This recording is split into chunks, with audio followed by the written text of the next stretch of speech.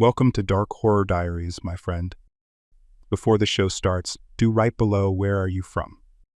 Let's go.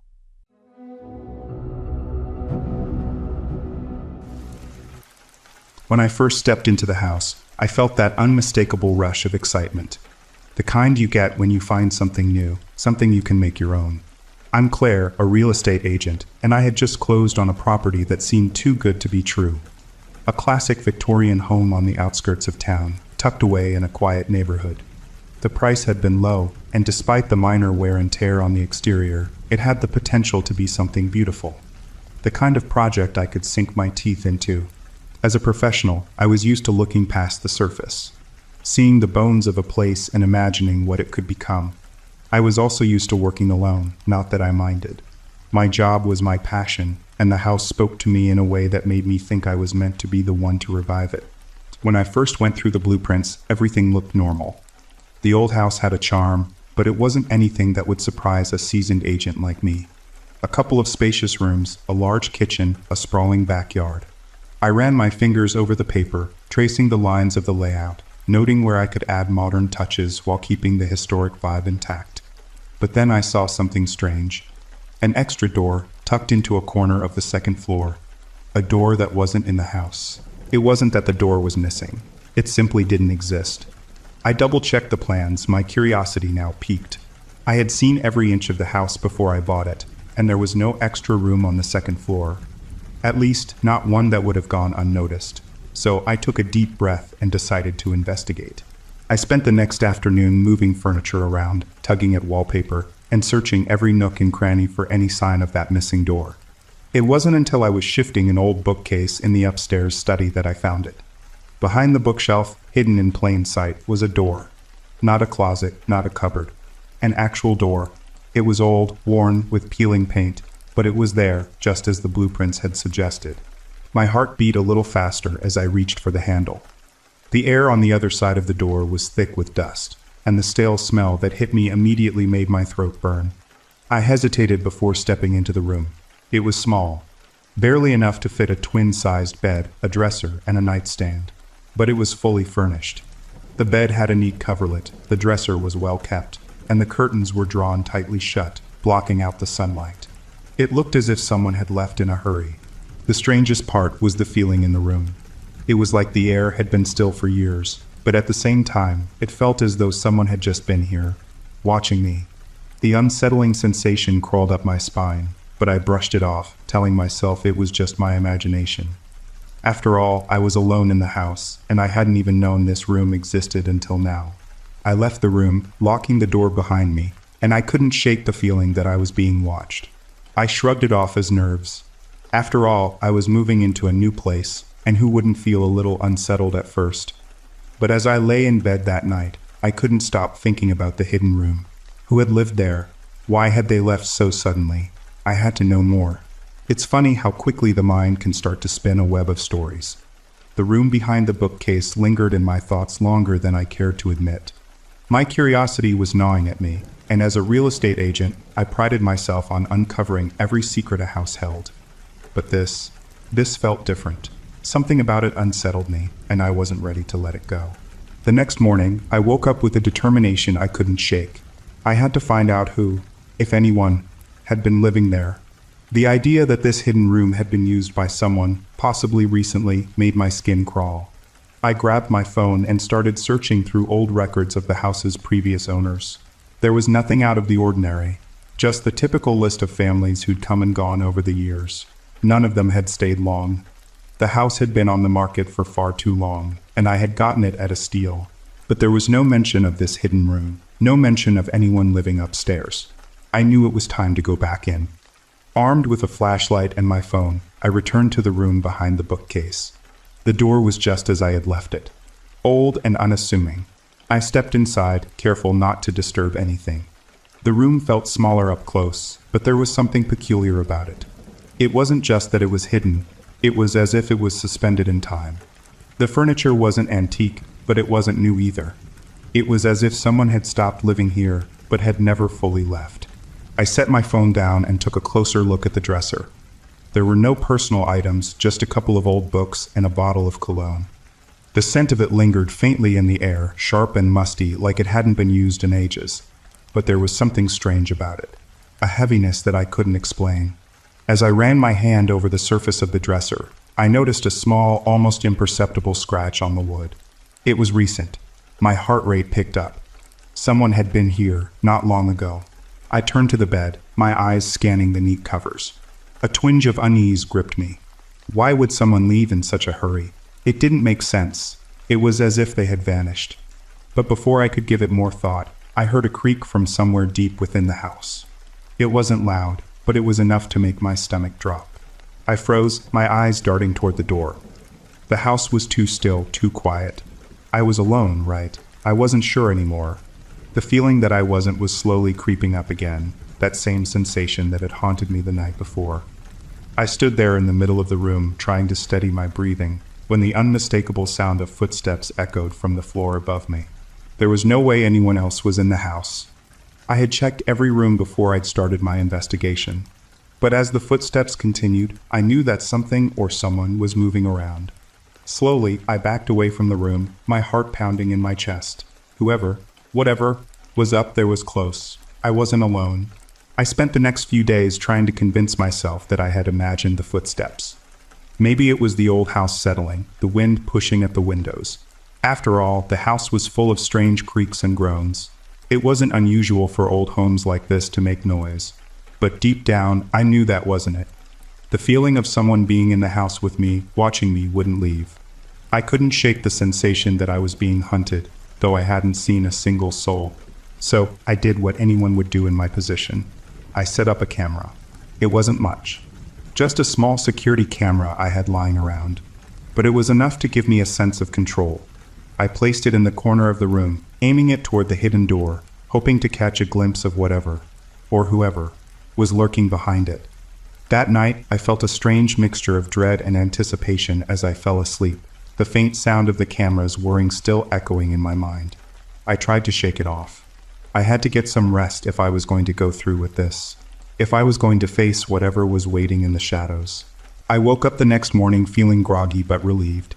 For once, I hadn't heard anything strange during the night. Maybe it was all in my head. Maybe I had been making something out of nothing. With a little sigh of relief, I grabbed my phone, eager to check the footage and put the whole thing to rest. I expected to see nothing but the stillness of the room, the camera capturing nothing more than dust particles floating in the dim light. But when I opened the app, my blood ran cold. The video footage was disturbing. More than I had prepared myself for. The first clip was timestamped around 2:30 in the morning. A shadow appeared on the footage, creeping toward the door. I watched, heart pounding, as a figure emerged from the hidden room. It was tall, unremarkable, but its presence was undeniable. The figure walked silently across the room, pausing by the foot of my bed.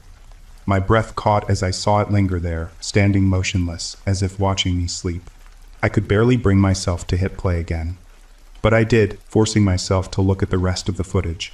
The figure, after a long pause, slowly slipped back into the hidden room, vanishing behind the door with barely a sound. I was frozen in place, unable to move, unable to breathe. My mind raced. I had been alone in the house. I thought I had been alone. But clearly I hadn't been. There was someone, or something, living inside the walls of this house. Who was it? How long had they been there? Had they been watching me before? The questions swirled in my mind, each one more terrifying than the last. The feeling of being watched was no longer a vague unease. It was a very real, very tangible fear. I knew I couldn't let this go. I had to know what was going on. And more than that, I had to make sure I wasn't just some prey in the house's strange, dark corners. It was no longer just about curiosity. It had become a fight for control, a need to confront the terror that had wormed its way into my home. That night, as I sat in the silence of the living room, I mapped out my next move. Whoever was hiding in that room had to be stopped. I didn't care whether they were harmless or dangerous. What mattered was that I couldn't live in a house with an unknown occupant. My peace was slipping away, piece by piece, and I wasn't going to let it go without a fight. I spent the next few days preparing. I bought a crowbar. I thought about calling the police, but I couldn't shake the feeling that they wouldn't believe me. It sounded insane, crazy even, to suggest that someone had been living secretly inside my walls. And what would I say? Oh, by the way, there's a hidden room in my house, and I think someone's been sneaking in while I sleep. No, that wasn't going to happen. I needed to handle this myself. The plan was simple. I'd pretend to leave for the weekend, lure the intruder out of hiding, and confront them when they emerged. I wasn't foolish enough to think I could deal with them without some form of protection. I had no idea who, or what, I was up against. But the more I thought about it, the more it became clear that I had no choice. The night before my little vacation, I packed a bag as if I was leaving, placing a few personal items by the door to sell the illusion. I even made sure to leave the light on in the kitchen, hoping that would make the house look more lived in. Then, just before midnight, I crept upstairs, my nerves electric, and set the crowbar beside the bookcase. I sat there in the dark for what felt like hours, listening to the faint noises of the house. The creak of floorboards, the occasional hum of the fridge downstairs. I kept my eyes locked on the hidden door, but nothing stirred. I felt like I was waiting for a ghost, some invisible presence that would slip into my life and shatter everything I thought I knew. But no matter how long I waited, nothing happened. That was until 3 a.m. I hadn't expected it to be so late when the figure finally emerged. The first thing I noticed was the faintest movement, a shadow slipping beneath the crack of the door. Then, just like in the footage, the man appeared. His figure was tall, almost skeletal, and his movements were slow, deliberate.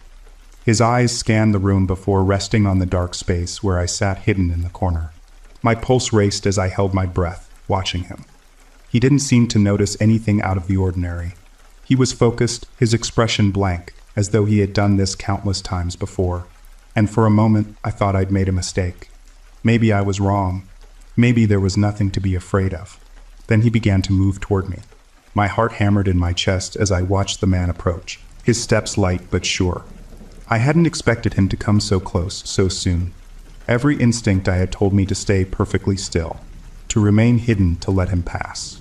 But fear gripped me, my breath coming in shallow gasps, and I realized with sudden clarity that I had no idea what this man would do once he knew I was there. Would he attack me? Would he try to run? Or worse, would he hurt me just to keep his secret safe? I clutched the crowbar tighter, my knuckles turning white. I had no plan beyond confronting him, and now that he was in front of me, I could barely move. But I had to do something. The moment he stepped closer, I bolted into action. I leaped out from the shadows, brandishing the crowbar, and shouted at him. "Stay back," my voice cracked, a sharp edge of panic in it, but it worked. The man froze, his eyes wide in startled surprise. For a moment, we just stood there, staring at each other in the dim light of the room. He was taller than I'd expected, and despite his disheveled appearance, there was something unnerving about the calmness in his gaze. "Who are you?" I demanded, my voice trembling but firm. My hand shook, but I kept the crowbar poised in front of me, ready to swing if he made a move. The man didn't answer immediately. He only took a step back, his expression unreadable. His clothes were old, too old for someone who had been living in a house that was otherwise well kept. His hair was greasy, and his face was gaunt, like he hadn't seen proper food in a long time. But the thing that unsettled me most was how he didn't seem afraid. He didn't flinch at the sight of the crowbar, didn't show any signs of panic or surprise. It was as if he had been expecting this moment. I took another step forward, trying to close the gap between us, trying to assert control over the situation. "I know you've been living here. I saw you. I saw you last night," I said, my voice growing stronger with each word. "Why are you hiding in my house? Why didn't you leave when the place was sold?" He finally spoke, his voice low and rough. I had nowhere else to go. His words hit me like a punch to the gut. The calmness with which he said them, the way he seemed almost resigned to his fate, left me speechless. But I didn't let my guard down. I wasn't going to let this man, this stranger, manipulate me, no matter how pitiful his story might sound. "What do you mean, nowhere else?" I asked, my voice rising again. "Who are you? What are you doing here?" He took a deep breath, his chest rising and falling, as if summoning the energy to speak. "I was just trying to survive. I didn't mean any harm. But I couldn't leave. Not after all this time." I stared at him, trying to make sense of his words. Who was this man? What was he doing here in this house? This house that I had bought to start a new chapter of my life. The thought that he had been living here, hidden away, all this time made my stomach turn. Please, he said, his voice breaking. I never wanted to hurt anyone. I didn't want anyone to find out. I took another step forward, my grip tightening on the crowbar. I couldn't let him get away. I couldn't let him manipulate me with whatever sob story he was trying to sell. I'm calling the police, I said, my voice firm now, my heart pounding with adrenaline.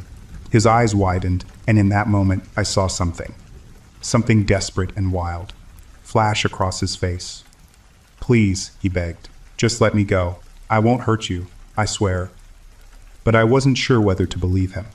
And as I stood there, facing this stranger in my house, I realized that my only option was to trap him. He couldn't stay here. He couldn't keep hiding behind walls. I turned toward the door, grabbing the crowbar tighter. I'm locking you in that room, I said, my voice colder than I intended. You'll stay there until the police get here. The man's eyes flashed with something like fear, or perhaps frustration. As I moved toward him, crowbar raised. His hands trembled at his sides, and he looked as though he might try to make a run for it. But there was no way out. Not for him, not anymore.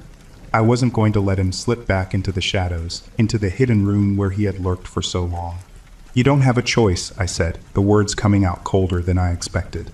My voice was firm now, controlled. There was no room for doubt. I wasn't going to let him out of my sight. The man didn't move, but I could see the conflict in his eyes. He didn't want to be locked away. He didn't want to be trapped again. But I had no sympathy for him. Not after what he had put me through, not after everything I had discovered. He was a threat now, and as much as I hated to admit it, he had been living inside my house like a ghost, unnoticed, slipping in and out of the shadows, watching me, waiting for the right moment to act. With a final glance at the room that had once been my sanctuary, I turned and motioned for him to follow. Let's go, I said, my voice low and steady. The crowbar hung loosely in my hand, but I was ready. I had a plan, and nothing would stop me from seeing it through. The man didn't fight back. He slowly moved past me, his shoulders hunched in defeat. As we walked toward the hidden door, I kept my eyes on him. I could still hear the faint rasp of his breath, the desperate weight of it. It was almost like he was begging me to stop, to let him go. But I couldn't. Not anymore. I opened the door to the hidden room, the stale air rushing out to meet us. It was just as it had been when I found it. Silent, dark, and unsettling. I stepped aside and gestured for him to enter. Inside, I said, the word coming out sharper than I intended. He hesitated, his eyes flicking toward me, then toward the door. For a moment, I thought he might bolt, but he didn't. Instead, he took a step forward, dragging his feet, like a man who knew what was coming but had no choice but to accept it. I closed the door behind him with a quiet click, the sound echoing in the silence. And for a moment, there was nothing. No movement, no sound. Just the weight of the decision I had made, the consequences of it. But then, as I stood there, I heard something. A soft tapping like nails against wood. I paused, my hand still resting on the door, and listened. It was the man, tapping gently on the wood. I could barely make out his voice through the thick door. Please, he whispered, almost pleading. I didn't want to hurt anyone. I didn't want to be here. Please don't leave me here. His voice was raw, full of emotion. But I didn't feel pity. Not anymore. I turned and left the room, the sound of his desperate pleas fading behind me. The police arrived an hour later, and I showed them the footage from the camera, the hidden room, everything. They found him just like I had. Starved, pleading for help, but still very much alive. He was taken into custody, and they quickly identified him as a drifter, someone who had been living in abandoned homes for years, moving from place to place, hiding in plain sight. I never saw him again. But the house, it felt different after that night. The shadows didn't feel so heavy anymore, and the corners didn't seem to hold as many secrets. I could finally breathe, knowing that the thing I had feared most, the unknown, the lurking presence, was gone. The house was mine again, and for the first time since I had moved in, I felt at peace. The mystery had been solved, the danger eliminated. And though the man's pleas still echoed in my mind from time to time, I knew that I had made the right choice. I had faced my fear head-on, and I had won. The house was safe. I was safe. And that was enough.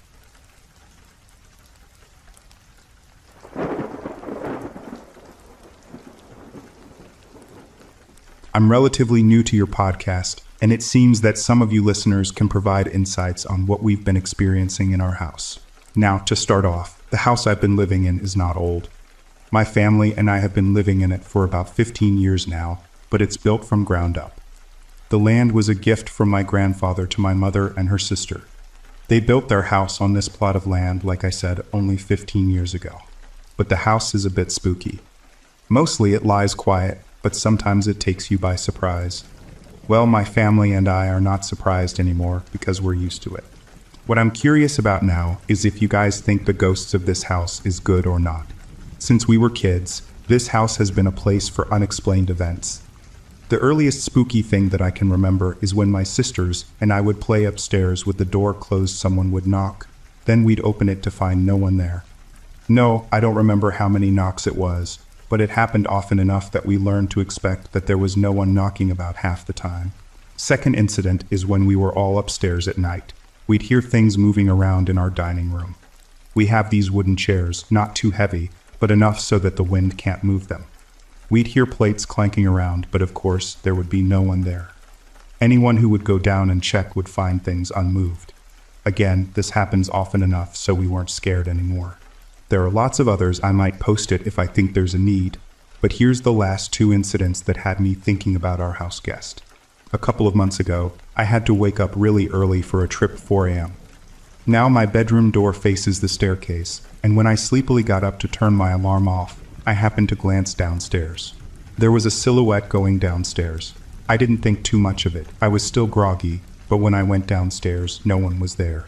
Doors locked. Everyone else asleep in their bed. So what did I do?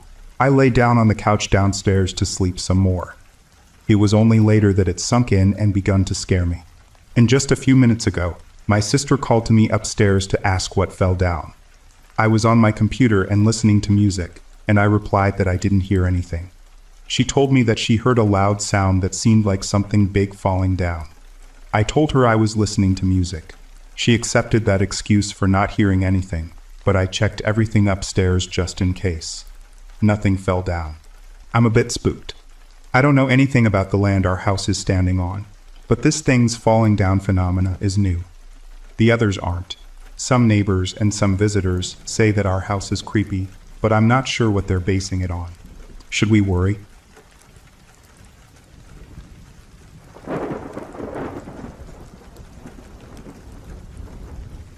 I didn't expect much from the house when I first saw it.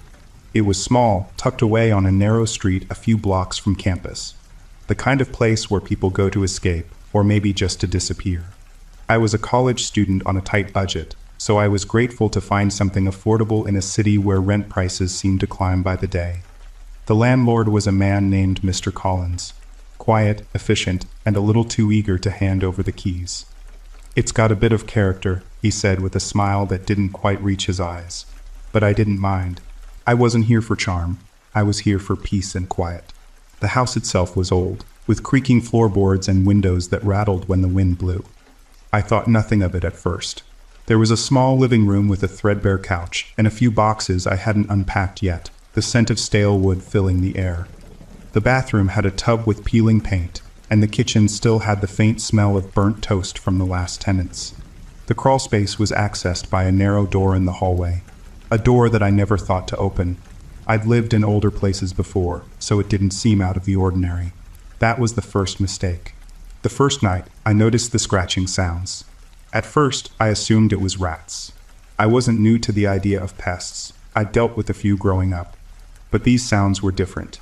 More methodical, almost purposeful. It came from beneath the floorboards, a rhythmic scratching that echoed through the quiet house. I tried to ignore it. I pulled my blanket tighter around my shoulders, convincing myself it was nothing more than the old house settling. But deep down, I knew it was something else. The second night, the sounds were louder, more insistent. I tried to push it from my mind, focusing instead on the homework that I'd been putting off. But then, in the dead of night, I heard it again. A faint rustling followed by a soft thud. I lay there frozen, my heart racing. It wasn't the wind, and it certainly wasn't rats. No, this was something far worse. Something human. The noise seemed to come from under the floorboards, as though someone, or something, was moving beneath the house, crawling slowly, deliberately. I couldn't ignore it any longer. The next day, I mustered the courage to open the crawl space. The door was tight, but with a little force, I pried it open. The air that rushed out smelled stale, like it hadn't been disturbed in years. I grabbed a flashlight and crawled inside, the narrow space feeling like a coffin as I crept forward. That's when I found it. Old food wrappers, blankets, and a series of scratched-out markings on the walls. My stomach churned. Something wasn't right. But the real shock came when I found the Polaroid. It was tucked under a pile of old newspapers, a faded photo of a woman, bound and gagged, her eyes wide with terror. The image was grainy but unmistakable. This wasn't just a photo. It was a record of someone who had been trapped in this house. My heart pounded as I stared at the woman's terrified face. It was hard to breathe as I sat back on my heels. This wasn't a place of escape. It was a prison. And someone who had been here before, had left behind a trail of horror. I couldn't shake the image of the woman's face. It haunted me as I lay awake that night, my mind racing with possibilities. Who was she? Why had she been tied up in this house? And who had taken the photo? The air in my room felt suffocating, each creak of the house making me jump. I kept telling myself I was overreacting, that it was just some sick joke or an old relic from a former tenant. But deep down, I knew something was wrong. There was something about the photo that didn't sit right with me. It wasn't just a random snapshot. It felt intentional, as if someone wanted me to find it. The next day, I approached Mr. Collins with the photo. His face paled when I showed it to him. He took it from my hands, turning it over in his palms as though it might burn him. "Where did you find this?" he asked, his voice a little too quiet. I told him about the crawl space, about the blankets and the food wrappers, and how the house seemed to be hiding something. His response wasn't what I expected. "I didn't know about that," he said quickly, too quickly. "I'm sure it's just an old thing left behind by the previous tenant. You shouldn't worry about it." But his eyes darted nervously, and for the first time, I noticed the sweat on his brow. Something was off, and I couldn't ignore it any longer. "Who was the previous tenant?" I asked, my voice barely above a whisper. Mr. Collins hesitated, his gaze shifting to the floor. I didn't know him very well," he muttered. "He kept to himself, paid his rent on time, but he left under strange circumstances." He cleared his throat, as though the words were difficult for him to say. "The police never found him. He just disappeared." My blood ran cold. A man had disappeared under mysterious circumstances, and no one thought to mention it. I pressed him for more information, but he remained tight-lipped, refusing to give me any further details. The unease in his voice, the fear in his eyes, it all felt too real. And then, when he finally looked up at me, his face was a mask of guilt. "You need to leave," he said, his tone suddenly grave. "There are things in this house, things that should never be uncovered. You should move out before it's too late." I wasn't sure if I was more scared of what he was saying or the fact that I had no idea whether or not he was telling the truth. I thanked him for his time, barely able to force the words out. As I walked back to my room, the weight of his warning hung heavily in the air. Something was wrong with this house, and I had no choice but to dig deeper. That night, as I lay in bed, I heard the scratching again. This time, louder, closer. It wasn't the rats. No, this was something else. It was as though someone was right beneath me, crawling through the walls. I grabbed my flashlight and rushed to the crawl space, determined to find out what was going on. As I lifted the trapdoor, I felt a cold gust of air. The darkness below seemed to swallow the light as I descended into the crawl space, my heart pounding in my chest. I moved cautiously, the floor uneven and covered with dust. The rustling noise grew louder, and I could feel my skin crawl with every step. And then I saw it. A figure.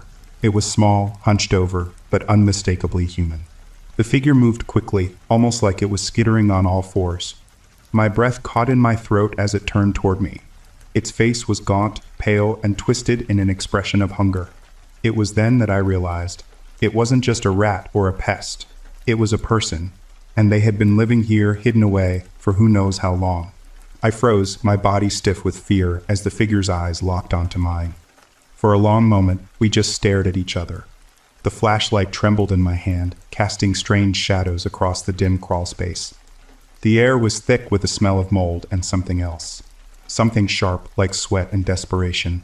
The figure didn't move. but I could feel the weight of its gaze, as though it were waiting for me to make the first move. Who are you?" I whispered, my voice cracking. There was no response, just the slow, deliberate scratching of its fingers on the floor. My mind raced, trying to process what I was seeing. The figure was human. At least it looked human. But the way it moved, the way it crouched low to the ground, its eyes wide with something that wasn't quite sanity. It wasn't right. I took a step back, my heart pounding in my chest. The figure followed, its head tilting to one side like it was studying me. The hairs on the back of my neck stood up as I realized it was getting closer. My instinct screamed at me to run, but I couldn't move. I was paralyzed, rooted to the spot by an overwhelming sense of dread. Suddenly, the figure hissed, a sound that was more animal than human.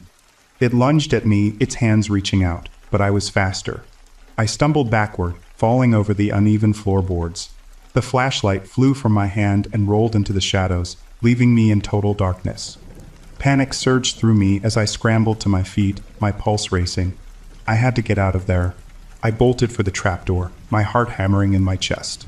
I could hear the figure behind me, its breath ragged, the sound of its crawling body growing louder. I didn't dare look back. My hands fumbled for the latch, desperate to get the door closed. But just as I grabbed it, something sharp scraped across my ankle. I screamed, pulling my leg away and slamming the door shut with all my strength. I didn't stop running until I was back in my room, the door locked and my back pressed against it. My breath came in ragged gasps, my mind still reeling from what had just happened. I could feel the lingering presence of that thing beneath the house, watching me, waiting. I didn't know if it was a man or something else entirely, but I knew one thing for sure. It was not going to stop. Not until it got what it wanted. I couldn't stay here any longer. I needed to leave. But where would I go? I had no friends in the area, no family nearby. I was trapped. But even worse, I realized that if I left now, I would never truly escape. The thing beneath the house would follow me, and I had no idea how deep its claws had sunk into this place. I grabbed my phone, dialing the only number I could think of, Mr. Collins. But when the line clicked open, there was only silence on the other end. My stomach dropped. The phone didn't just ring. It was as though the call had already been answered. Slowly, almost mechanically, I whispered, "Hello?" There was no reply, only the faintest echo of breathing on the other end. It was the same ragged, desperate breathing I had heard in the crawl space. The line went dead. I sat there, staring at my phone, my hands trembling as the silence pressed in around me. The room felt smaller, the air thicker. I couldn't understand what had just happened. Was it him, the figure, or someone else? A chill ran down my spine as the events of the past few days replayed in my mind. Scratching sounds, the photo, the crawl space, the thing beneath the house. My head spun with the unsettling realization that I had no idea what I was dealing with. I had to confront it. There was no turning back. I couldn't leave, at least not without answers. The feeling of being trapped, of being watched, weighed heavily on my chest. I was being drawn into something far darker than I had ever imagined. I had to find out who, or what, was beneath my feet. I grabbed the flashlight again, this time determined to go deeper. The crawl space had to hold more secrets. Secrets that could explain everything. I couldn't stay in the dark any longer, both literally and figuratively. But as I descended into the darkened space once again, the air felt different. Heavier, like the house itself was holding its breath. The light flickered as I reached the trapdoor. My fingers trembled as I tried to turn the latch, but it wouldn't budge. It was stuck. A wave of panic surged through me, my thoughts clouded by fear. I had to get out of there. But then, through the darkness, I heard it. The faintest sound, almost imperceptible, like a whisper and familiar. It was the same sound I had heard the first time I saw the figure, the soft hissing that sent a wave of dread crashing over me. My blood ran cold as I realized what it was. It wasn't just a figure. It was someone who had been trapped down there. Someone who had been living in that darkness for years, hidden away beneath the floorboards, slowly losing their humanity. The thought made my stomach churn. I turned the flashlight's beam toward the far corner of the crawl space, and there, barely visible, I saw it. A trapdoor, small and well hidden, almost like an afterthought. It was different from the one I had just climbed through, and something about it made my skin crawl. A hidden door within a hidden space. It was as if the house had been built to conceal something. I moved toward it cautiously, my heart pounding in my chest. My mind screamed at me to turn back, but I couldn't. Something was drawing me closer, a force I couldn't resist. I crouched down in front of the trapdoor, my flashlight illuminating the rusted hinges. The smell of stale air wafted up as I pried it open, my hands slick with sweat. What I saw on the other side of that door made my blood run cold. A narrow tunnel stretched out before me, leading deeper into the earth, the walls lined with more of the same markings I had found earlier. Scratches, symbols, cryptic messages that seemed to speak of some long-forgotten ritual. And then, in the very center of the tunnel, was a small mound of dirt. A fresh grave. I couldn't breathe. I couldn't move. The hairs on the back of my neck stood on end as I realized the horrifying truth. The man, or whatever it was, had been living here in this very house for far longer than I had thought. And I wasn't just a witness to his existence. I was part of it. Before I could process what I was seeing, I heard a sound from behind me. Soft footsteps, slow and deliberate. I turned around and my blood froze. Standing in the doorway of the crawl space was a figure, tall, gaunt, and twisted, with eyes that glowed in the darkness. It was him. I couldn't move. My body felt like stone, paralyzed by fear as the figure stepped closer, its limbs twisting unnaturally with each movement.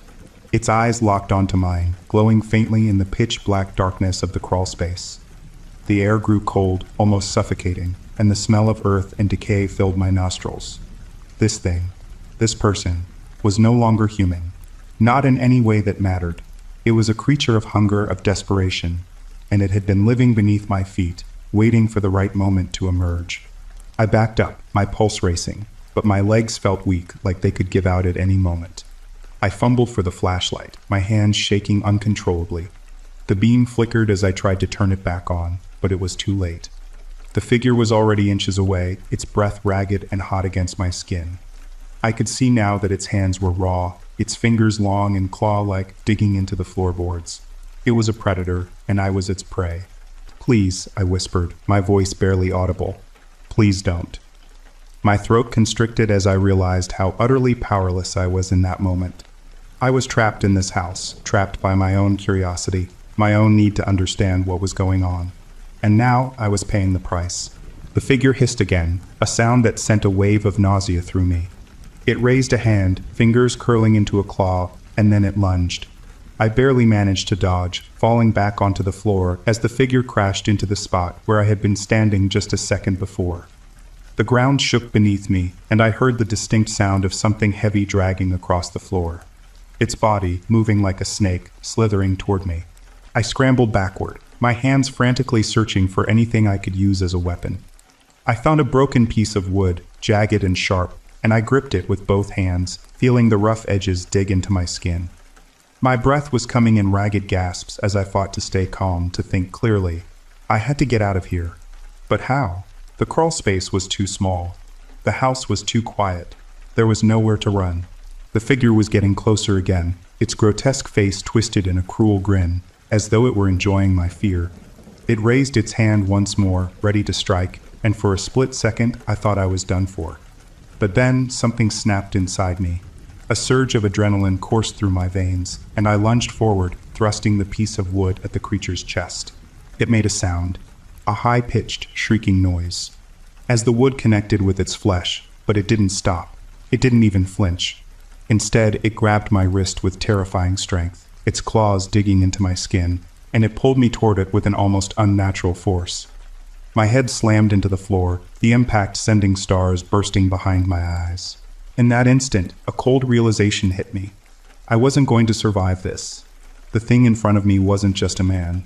It was something far worse. Something that had been lurking in the shadows of this house for years. Something that had killed before and would do so again without hesitation. But then, just as I thought all hope was lost, I heard it. A voice. Faint, distant, but unmistakable. It was Mr. Collins. "Get out, now." I didn't understand what was happening, but I didn't need to. All I knew was that I had a split second to act, or I was done for. I twisted my body, using the momentum of the creature's grip to wrench my arm free. It howled in frustration, but I didn't stop. I scrambled toward the trapdoor, not daring to look back as I lifted it open and crawled out of the crawl space. I didn't care about the darkness anymore. I didn't care about the creature chasing me. I only cared about one thing: survival. I made it to the hallway, my legs shaking beneath me, my heart racing. I had no plan, no idea where I was going. But I had to get away from this place. I heard the sound of footsteps behind me, slower now, deliberate. The figure wasn't done yet. It was coming for me. But I had an advantage now. I had the element of surprise. I reached the front door, my hands shaking as I fumbled for the lock. It wouldn't open. I heard the figure's footsteps drawing closer. I was running out of time. The door wouldn't budge. My heart thundered in my chest as I yanked on the handle, desperation clawing at me. The sound of slow, deliberate footsteps echoed down the hallway, growing louder with every passing second. I could feel its presence behind me, closer now, the air thick with its malevolent energy. I wasn't going to make it out of here. Not if I couldn't get the door open. I slammed my shoulder into it, pushing with all my strength. The hinges groaned in protest, but the door stayed firmly shut. Panic surged through me as I realized there was no way out. I was trapped, the figure closing in on me with every breath I took. I turned my back to the door, and for the first time, I allowed myself to look directly at it. It was standing in the doorway of the crawlspace, now its long, twisted form looming like a nightmare made flesh. Its eyes locked onto mine once again, glowing faintly in the dim light. It didn't move. It didn't need to. The terror in my chest was enough. And then, in a voice as soft as a whisper, it spoke. "You shouldn't have come." The words sent a cold shiver down my spine, like a hand brushing against my skin, and I knew, deep in my gut, that it wasn't talking to me alone. It was talking to the house, to everything it had ever consumed, to everything it had ever claimed. I was nothing more than the next victim in a long line of people who had come too close. I glanced around, searching for anything I could use. The small table near the door caught my eye. I dashed toward it, grabbing the first thing I could. An old, rusty knife that must have been left behind by the previous tenants. It wasn't much, but it was all I had. The figure made a noise, something between a growl and a hiss, and began to move toward me.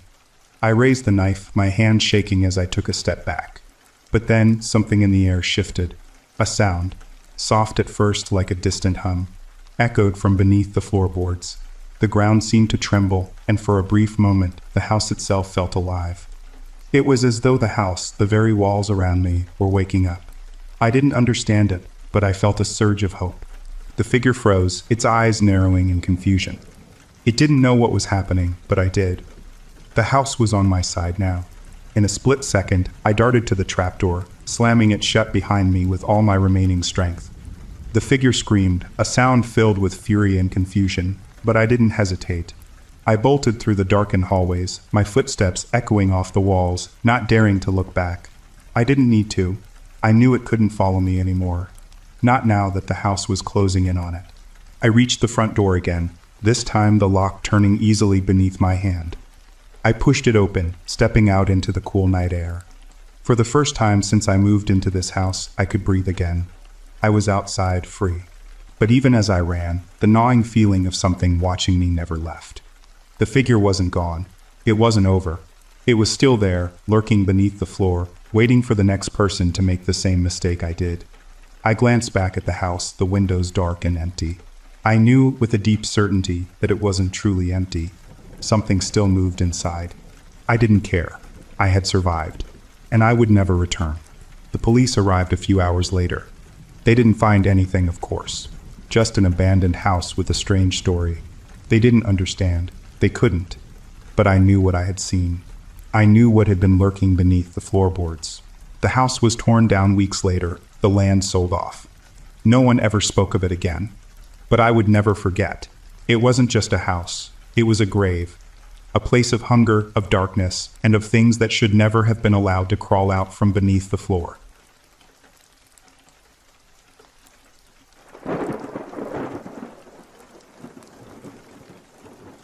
I'm really freaked out right now, guys. I'm not sure what I should do. Things have happened this past month that have made me question certain things I had never believed in before. I've had some strange feelings recently, and the encounter I just had with the police has thoroughly weirded me out. I'm getting ahead of myself. Let me explain what's been going on. Last September, I moved into a rundown old house in what they call the sticks of Alabama.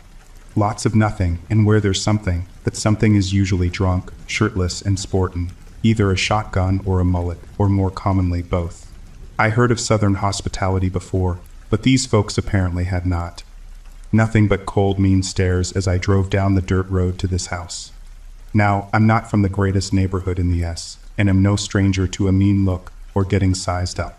These folks were different though, like they were staring right into your soul when they looked at ya.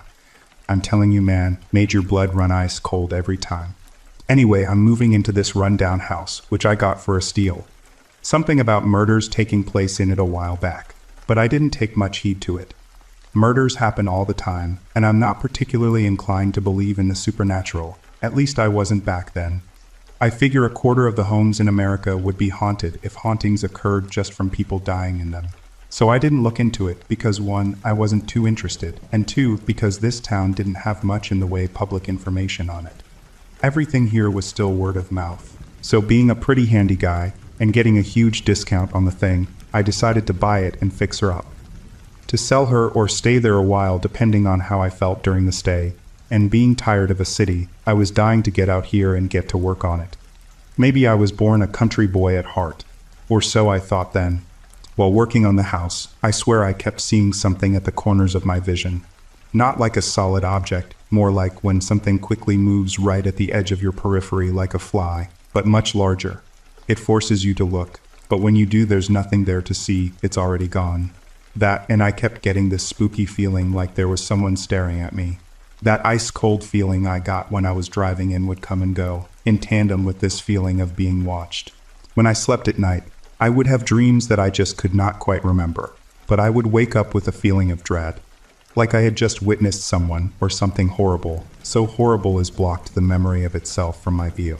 Nothing more out of the ordinary happened during the first month there. I lived on the supplies I brought with me and took a trip out to the town to restock. Cold stares on the way there and cold stares on the way back. Just working on the house pretty steady, enjoying it a little even. The night terrors not taking a huge toll on me past the waking hours, but then I found something in the master bedroom. A little square, a panel that hinged inwards into a hidden attic. The seams of it lined up perfectly with the ceiling boards of the room, and the only reason I found it was because I was scraping all the paint off. When I opened it, a cold air came out, which I thought was odd because being lined with insulation you'd think all the hot air of the house would gather up there. Being totally sure of my disbelief of the supernatural, I, without a second thought, grabbed my stepladder and popped my head up inside to get a better look. Bad idea. I near fell backwards and broke my neck. There was a skeleton sitting cross-legged in the corner of the attic, with a bunch of dolls that were torn to pieces. After the panic wore off, I got a hold of myself. This is probably some stupid joke. It could be a fake skeleton. Either way, though, I thought, I'm calling the police. Well, the police came and went. They took the skeleton. I was sort of hoping they would laugh about how dumb I was for calling the cops for a fake skeleton in his attic. None of that, though, stone-faced police work. Cold stares on their way in and cold stares on their way out. Didn't say much more than, "Where is it?" I tried to ask a couple questions, but they didn't even refuse to answer. They just didn't answer. Like I said at the beginning of this post, I'm pretty freaked out. I'm going to go down to the police station tomorrow to try and get some answers, but until then I'm stuck in this house. A house which may or may not have just recently had a skeleton of someone involved with the murders I heard about. That and the spooky feeling has really ramped up. Been seeing something more than just a blur now at the edge of my vision. Something large and something bad. Has anyone read about something like this happening somewhere else?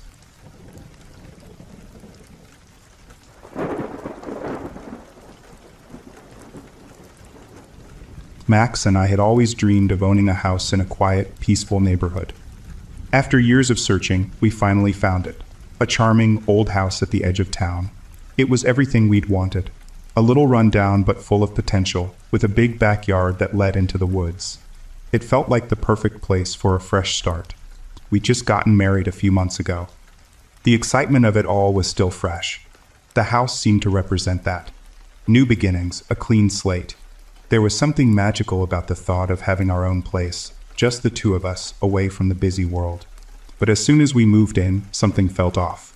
It was small things at first. Creaks in the floorboards when no one was walking, strange shadows that moved across the yard at night. At first, I chalked it up to the house settling, or my imagination getting the best of me. Then came the man. He appeared one evening as I was unpacking boxes in the living room. I caught sight of him through the window, standing on the sidewalk just outside our gate. His eyes were fixed on the house, and when he saw me looking, he didn't smile or wave. He just stared, a blank expression on his face. I froze. My heart raced. I thought I must have been imagining things, but when I looked again, he was still there. The next day, Max saw him too.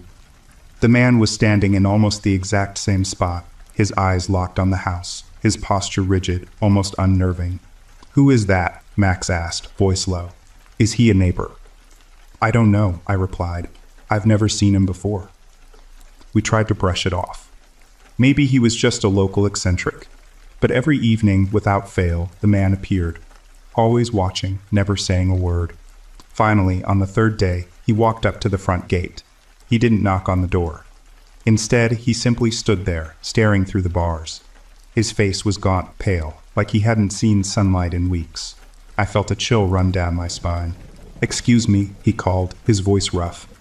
"I used to live here. Can I come inside? I need to see it again." Max and I exchanged a look.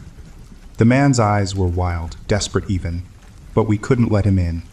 We politely refused, but something about the way he looked at us, like we were intruders in his space, made my stomach turn. "Please," he begged, taking a step closer. "It's important. I need to see it. I used to live here, and I have to go inside." Max stepped forward, blocking my view of the man. "No, that's not possible. We just moved in." The man's face hardened, his hands curling into fists at his sides.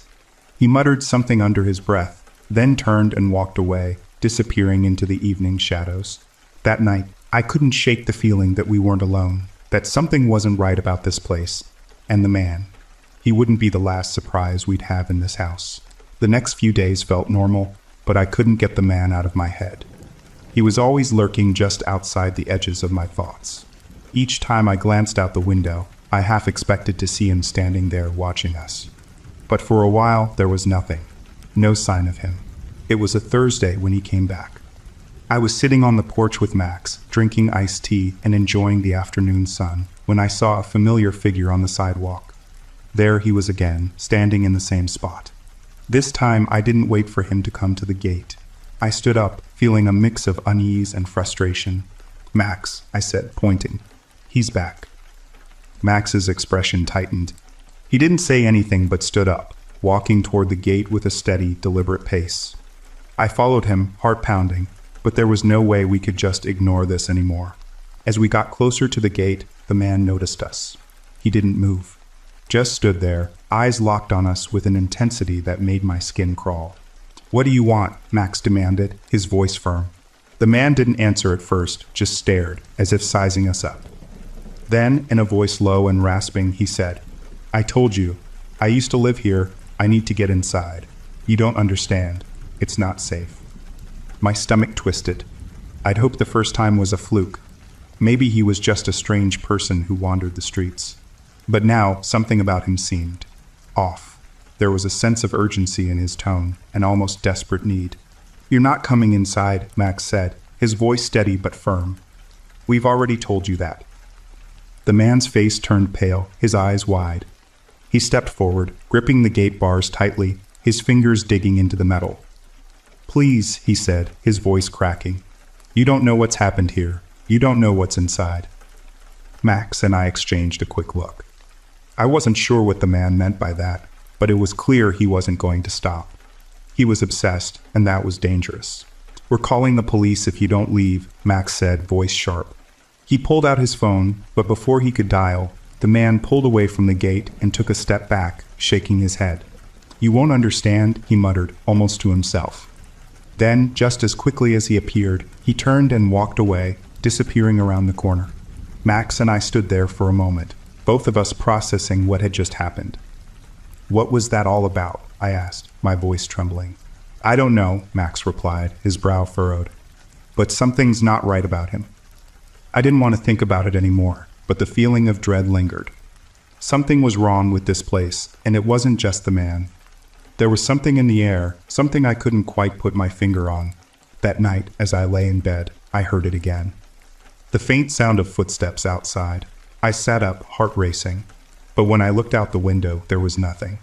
No one, just the empty, dark street. I tried to shake off the feeling, but it clung to me like a shadow, refusing to let go. The man didn't return the following day, but the dread remained. Every time I stepped outside, my eyes scanned the street for any sign of him. It wasn't just his presence that unnerved me. It was the feeling that something was watching, waiting. The house, despite its charm, had a certain heaviness to it, like it was holding on to something from the past. And I couldn't shake the idea that the man knew more than he was letting on. Max and I tried to go about our days, but I could feel a change in him too. He was more distant, more withdrawn. It was like he was preoccupied with something, and no matter how many times I asked, he wouldn't tell me what was bothering him. We both agreed to keep our doors locked and make sure the windows were closed at night. It felt paranoid, but I couldn't shake the thought that the man wasn't the only one who knew something we didn't. It was late one evening, around midnight, when it happened. I had just finished washing the dishes and was about to head upstairs when I heard it. A crash, followed by the unmistakable sound of glass shattering. My heart stopped. I froze, listening, my ears straining to make out any other sounds. The house was silent, save for the distant hum of the refrigerator and my own rapid breathing. "Max," I whispered, but there was no answer. I hurried into the living room, the floor creaking under my feet. The noise had come from the back of the house, near the kitchen, where the door to the backyard was. I found Max standing in the doorway of the kitchen, his face pale and his eyes wide. He was staring at something on the floor. A shard of glass glistened under the dim light, and the kitchen window, now shattered, left a jagged hole in the wall. My heart raced. "Who's there?" I called out, my voice trembling. There was no answer, only the faint sound of rustling from outside. I looked at Max, who seemed frozen in place. His gaze was fixed on the broken window, but his eyes weren't seeing anything. I didn't hear anyone come in," Max muttered, his voice distant. "But I can't. There's no way. He couldn't be." I knew instantly who he meant. The man. Suddenly, the rustling stopped, and for a split second, everything went eerily quiet. My skin crawled as I realized that something, was inside our house. "Call the police," I said, my voice rising with urgency. Max nodded quickly and fumbled for his phone. But before he could make the call, I heard it. A slow, deliberate footstep behind us. We turned as one, and there he was. The man, standing in the doorway that led into the hallway. His expression was wild, almost feral, and there was something wrong about the way he was standing, as if he was waiting for something. "I told you," the man said, his voice hoarse and desperate. "I need to get inside. You don't know what's coming. It's already here." Max took a step forward, but the man didn't move. His eyes were wide with panic, and his hands trembled at his sides. I felt a surge of anger, of confusion. "You need to leave." "Now," I said, trying to keep my voice steady. But the man only took a step closer.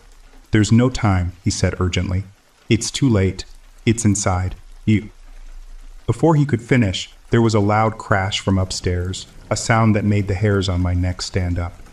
It was followed by the unmistakable creak of floorboards, as if someone, or something, was walking slowly toward us. Max turned to look at me, eyes wide. He didn't need to say anything. We both knew the house was no longer safe. Max and I exchanged a glance, and without another word, we moved toward the front door. The man stood frozen, his wild eyes flicking between us and the staircase where the ominous creaks had started again. His mouth was open as if to say something, but nothing came out. The silence that followed was suffocating, thick with the tension of something about to snap. The sound from upstairs was getting closer now, the floorboards creaking with each step, slow and deliberate, as if someone, or something, was descending toward us. My heart pounded in my chest, but I couldn't tear my eyes away from the man. He seemed to be caught in a trance, his gaze locked on the staircase. There was a palpable sense of dread in the air, so thick I could almost taste it. I reached for Max's hand. "We need to get out of here," I whispered, but my voice was shaky. My feet felt like they were glued to the floor, as if the house itself was trying to keep me inside. Max didn't respond immediately. His eyes were wide, his face pale. He was staring at the man, his lips moving silently, but no words came out. Finally, he shook himself from whatever daze he was in and grabbed my arm, pulling me toward the door. As we reached the front door, I glanced back at the man, still standing motionless, his hands trembling at his sides. His eyes were no longer just filled with fear. There was something else now. Something darker. He didn't even seem to notice when Max and I hurried out into the yard. The night air was cold, biting at my skin as we stepped onto the grass, but the chill from outside didn't compare to the fear coursing through me. I felt exposed, vulnerable. I wanted to run, but I couldn't tear myself away from the house. I had this terrible feeling that if I left, something worse would happen. Max took a few steps back, still holding on to my hand tightly. "We can't stay out here," he said, his voice strained. "The police are on their way, but..." A sudden, harsh scream echoed from inside the house. It was the kind of scream that made my blood run cold. I gasped, my stomach lurching. It was a scream of pure terror, followed by something that sounded like a crash, then silence. Absolute, suffocating silence. Max turned to me, his eyes wide with panic. "We have to go back inside. Now." "No," I cried, pulling away from him. "We don't know what's in there. It's not safe." But Max was already moving, his hand reaching for the door. He paused just long enough to look at me, his face grim. "We need to stop whatever is happening. Now." Before I could protest, he was inside, and I had no choice but to follow him. The door closed behind me with an ominous click, sealing us back inside the house. The air felt different, heavier, as if something had shifted, something dangerous. We moved cautiously through the hallway, our footsteps muffled against the old, creaky floor. I could hear my breath coming in short, ragged gasps. My heart was racing, my head spinning. What had happened to the man? Where had he gone? And what was in the house with us? Then I heard it. Footsteps, slow and deliberate, coming from the second floor. Someone was up there, and it wasn't the man. It wasn't anyone I knew. We crept up the stairs, trying to make as little noise as possible. The air seemed to grow colder with each step.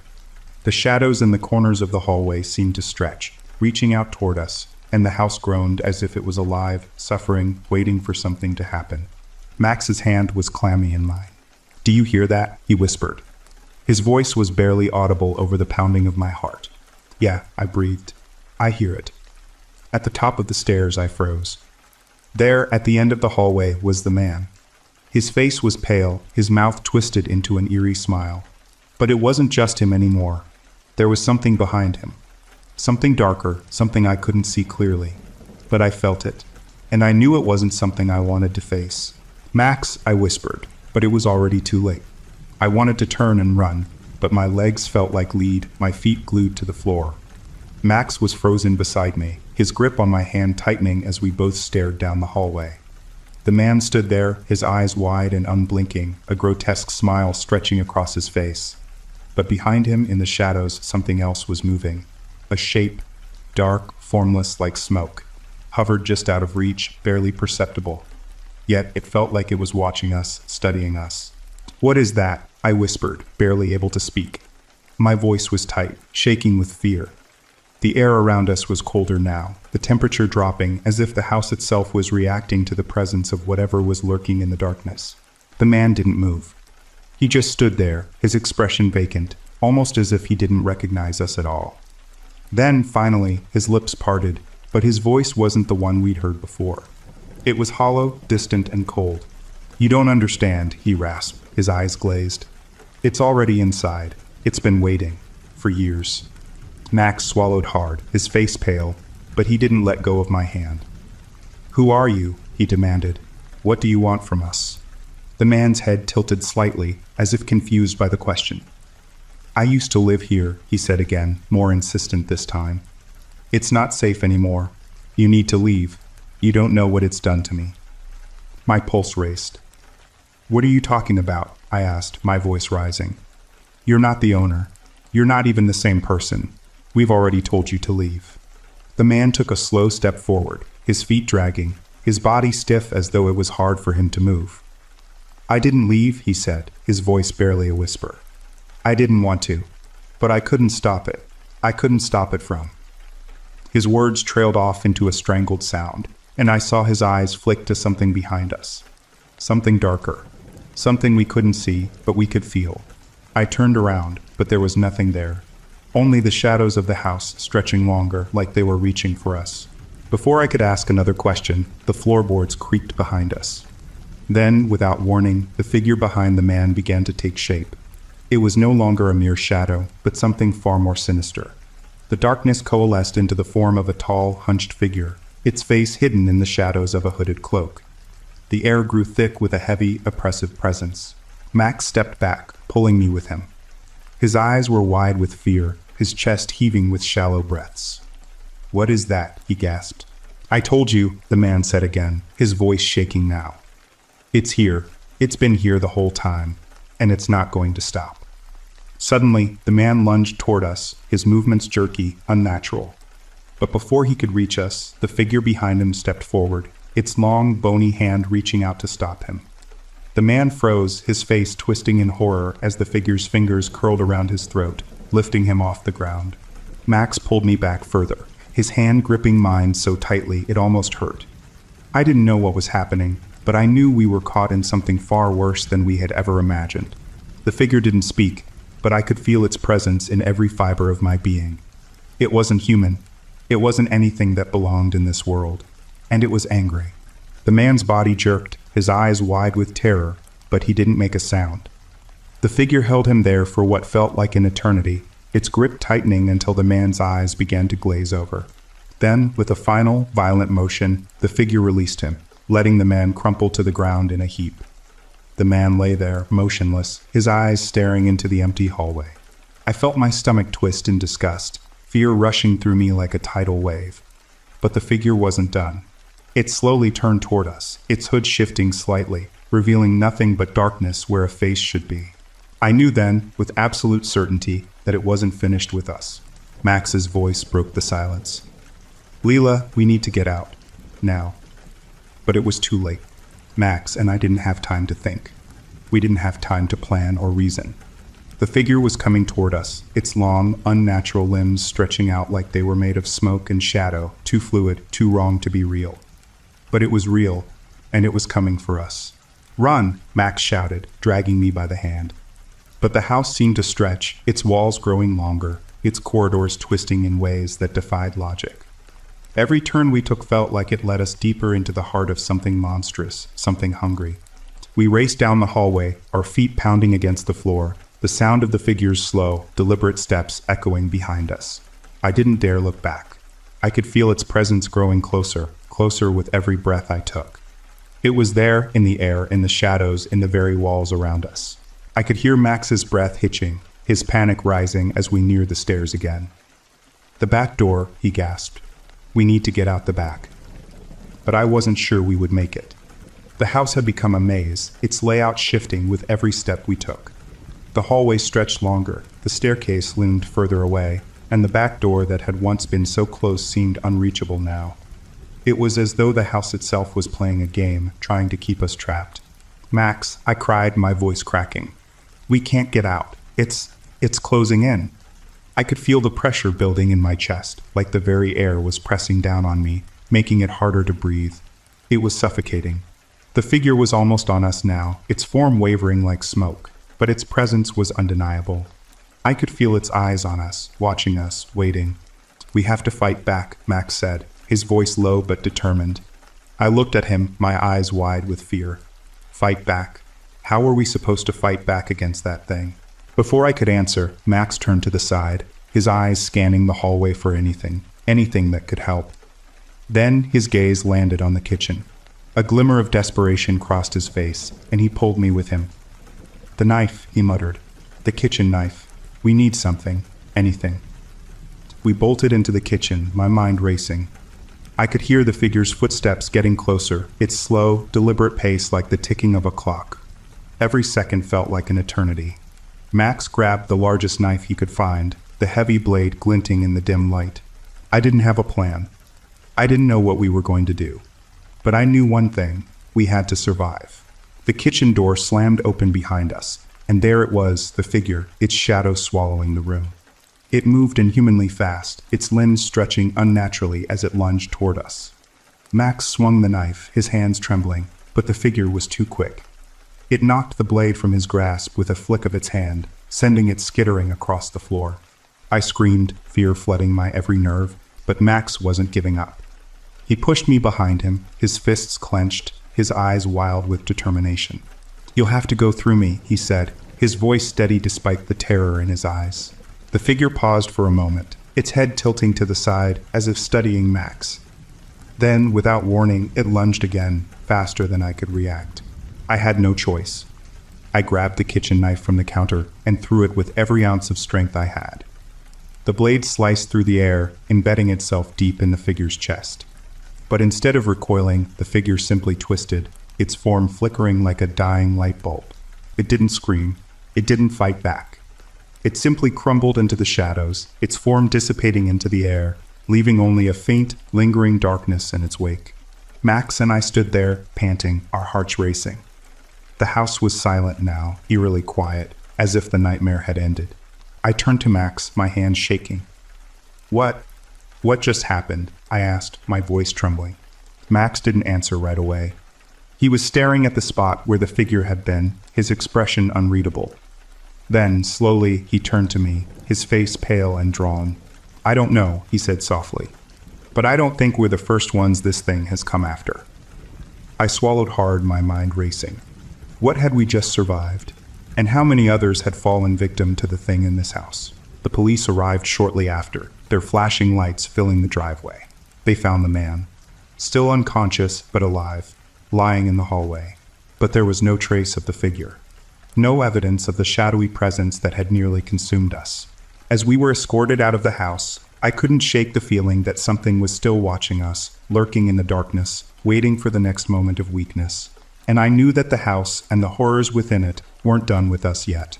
But for now, we had survived. And that was enough.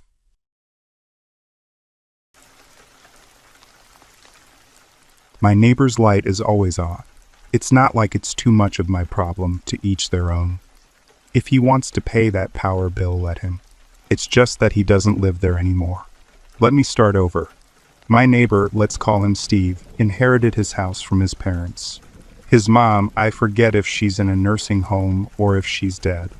His dad, for sanity's purpose, let's call him Steve Sr., died probably 10 years ago.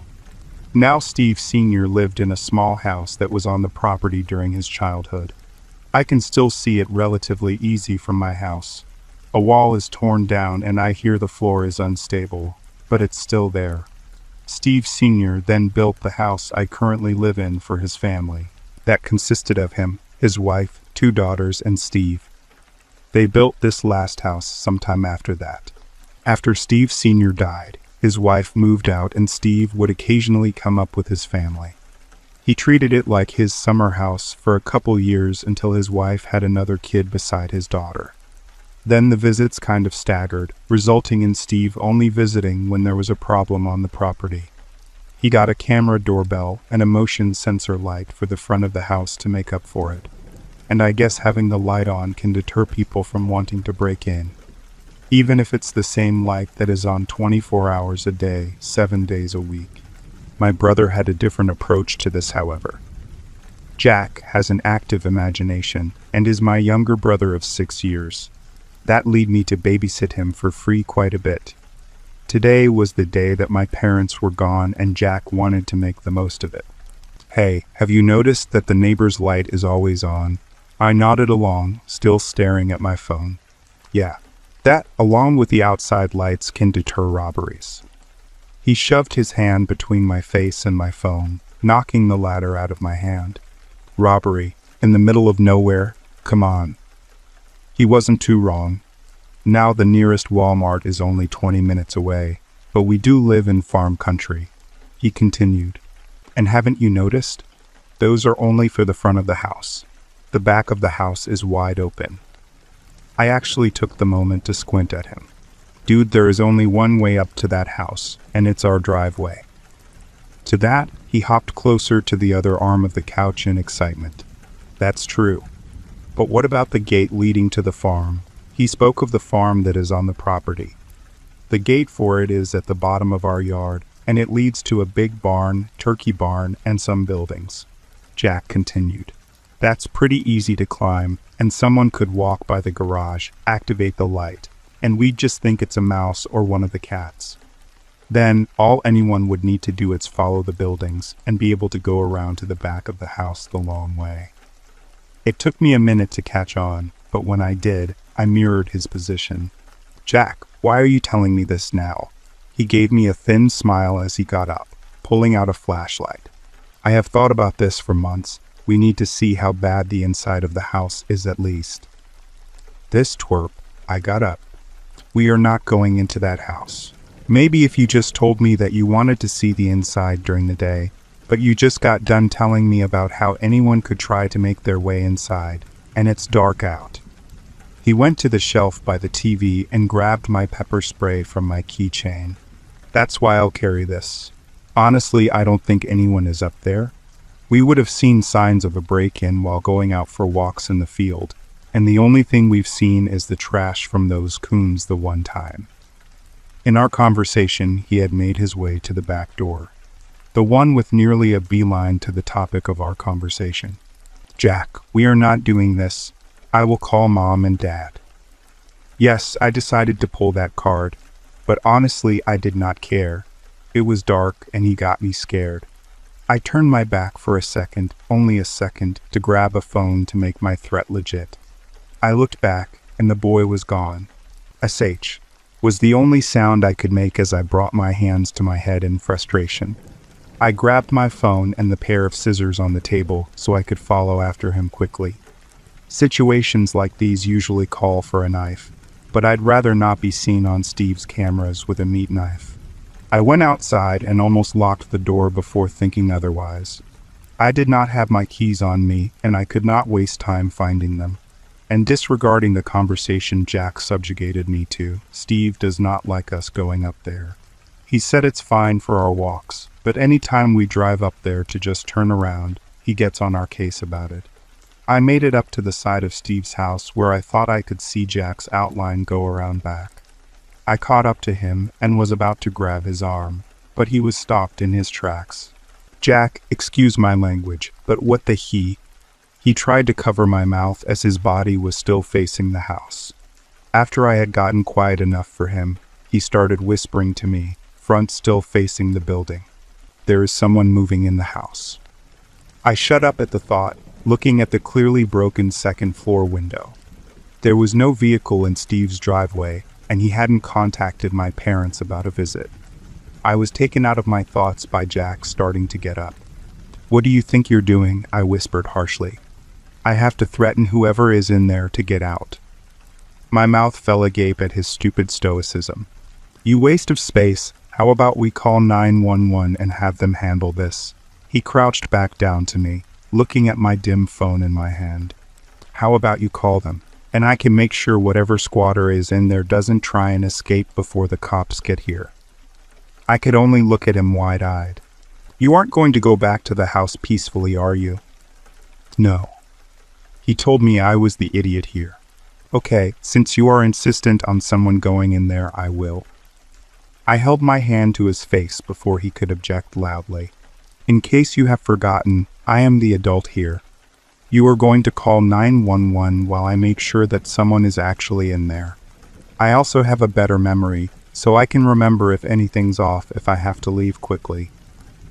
Why are we doing this if it's just some tweaker trying to get a free house? Jack just had to oppose.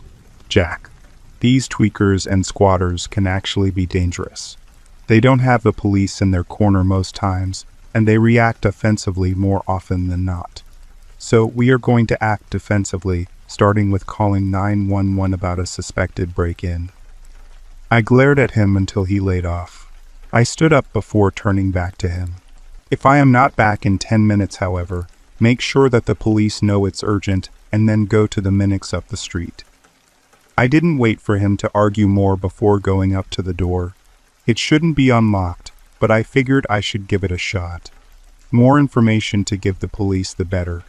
I jangled the doorknob and felt relief as it didn't turn. It was short-lived, however, as I turned the knob just an inch more to the right, letting the door open fully. I had taken it being slightly jammed as being locked. Before my thoughts could race out of my control, I took a deep breath. This means that there are 2 open exits. The more information I know, the better. I walked through the door, taking a deep breath, getting ready to announce my arrival before I choked. It smelled disgusting here. As I tried to retain my breathing, I looked around at my surroundings. I had only been in this house a couple times, but it had changed significantly since I was last in here. Besides the smell, the biggest difference was the plastic hanging from the walls and doorways. I could only assume it was to keep dirt and dust off furniture, but some of the sheets were extremely dirty. I walked as quietly as I could throughout the house, noticing 2 toolboxes from where I was, one of which was by my left shoe. I took the initiative of looking through it real quick. The only thing in it, besides tools that worked with wires, was a ball-peen hammer. This makes sense, as I believe the last people in this house were people Steve hired on the down low to fix the electric. I decided to take the hammer with me as I walked to the bottom of the steps. I will only be going to the top, as I can't keep watch of my back with how I remember this floor being. I had made it 3/4 of the way up the steps, scissors in my back pocket and hammer in my hand, when the step made the slightest creak. The type of creak that was easier felt than heard. It didn't stop me from cringing with my eyes open, though. I didn't want to risk my eyes being shut more than I had to. I made it to the top of the steps and took a look to my right before looking to my left.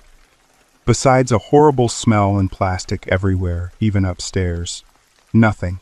I can't believe that Jack made me anxious about nothing. My thoughts were interrupted by the rustling of plastic in the doorway right in front of me. It was where the bathroom should be. I was about to go back down the steps, back against the wall, before I heard loud, thundering footsteps.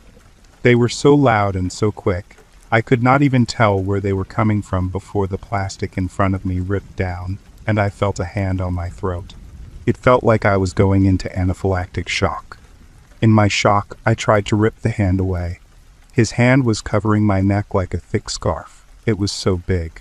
That did not give me too much room to move my head, so all I could do was get a good look at my attacker.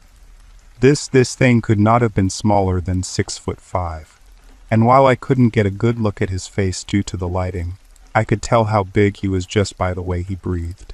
It was like the man had a stuffy nose and could only breathe through his mouth, which was full to the brim with straws. In my panic, I remembered Jack outside and was brought back to my senses. The sense of touch was what reminded me of the weapon in my hand. I took as much of a breath as I could before I swung, luckily hitting something in the dark. It was my assailant, as evident by me meeting the steps harshly at the release of his grasp. My legs were still weak from adrenaline, however, and I fell down the rest of the short distance. Despite the short distance, I still heard a ringing in my ears when I hit the bottom of the steps. My subconscious would not let me rest, however. Making sure the hammer and scissors were still on my person, I made my way back outside as quickly as possible. I took in my surroundings to see Jack near the fence of the farm, trying to be out of the way. I made my way to him as quickly as my shaking legs could get me, hoping I did not look as scared as I felt. "Jack, there is someone in there. We have to go. Did you call 911? I felt myself speaking, only slightly hearing my voice. Jack stared at my face, nodding his head and holding the phone up, the call currently still going. "Good, Jack, they need to get here ASAP, this guy, he tried to kill." I stopped myself when I noticed his attention was not focused on me, but to behind me. My hand started to shake again as I turned, seeing the door I just exited open, and a body ducking their way through the door. How is he still awake right now? I tried to grab Jack, but he had backed up out of my grasp, slowly making his way closer to the fence. I decided to hurry after him, the barn being closer than our house at the moment. The adrenaline rushing through my legs made it so I found myself under the fence sooner than Jack. He is usually quick, being on the track and field team, but I guess his fear slowed him down. He just started under the fence, lacking the pepper spray I noticed when I stood up on the other side. I had looked up right in time to see the man grab Jack's ankle. I heard him mumble a protest and claw closer to me, trying to grasp my arm. I quickly grabbed his left arm, trying to pull him through. I could only try my best until I heard a sickening crack coming from Jack. I did not wait for any other noises before I took the hammer and slammed it on the man's fingers a couple times, shoving my arm through the wires in the fence in the process. I thought I was a pretty strong person, but I had to hit the appendages probably about 10 times. It was then that I was finally able to pull Jack the rest of the way through. I put his arm around my shoulder as I heard him cry. My leg, I think that psycho broke my leg. He sobbed as I practically started dragging him away. Luckily, the man was too big to slide under the fence without being electrocuted, so he started to go around. "You'll be fine, Jack. We just need to hide in the barn. Then the police should be here soon." I gently shoved him through the barn door, following not shortly after. Jack spoke up again, as loudly as he could whisper. "I'm so sorry. I dropped your phone. I should have held on tighter to it under the fence." His voice reached a higher pitch near the end. He was trying not to cry. I took a minute to examine his leg. I pressed my tongue against my teeth to not make a noise. The bone was sticking out of his lower leg. "It's okay, Jack. The cops should be here soon anyways. Phones can be replaced." I took off my jacket and wrapped it around his ankle. I do not know much about this stuff, but his leg just needed to be held together. I put his arm around my shoulder as I led him to the center of the room. There was a hole in the floor, back for when they used it to move things from different floors with ease. "I'm going to jump down there, and then I can catch you, okay?" I told Jack as I took his arm off my shoulder. He raised his eyebrows at me. "Now's not the time for jokes. Why would we go through here to just go down there? I don't think my leg can handle this." His voice got tired near the end. I looked back at him. Now he'll first have to search up here if he wants to be thorough, and that'll give us extra time to leave from down below. I hopped down before looking back at him. "Jack, I even have everything in my back pockets. I will catch you. You need to jump." I finished my sentence before hearing an incoming noise. It was probably in the building before this one, but I knew what it sounded like. "Whistling," Jack whispered, not even attempting to mask his fear anymore. I looked back at him.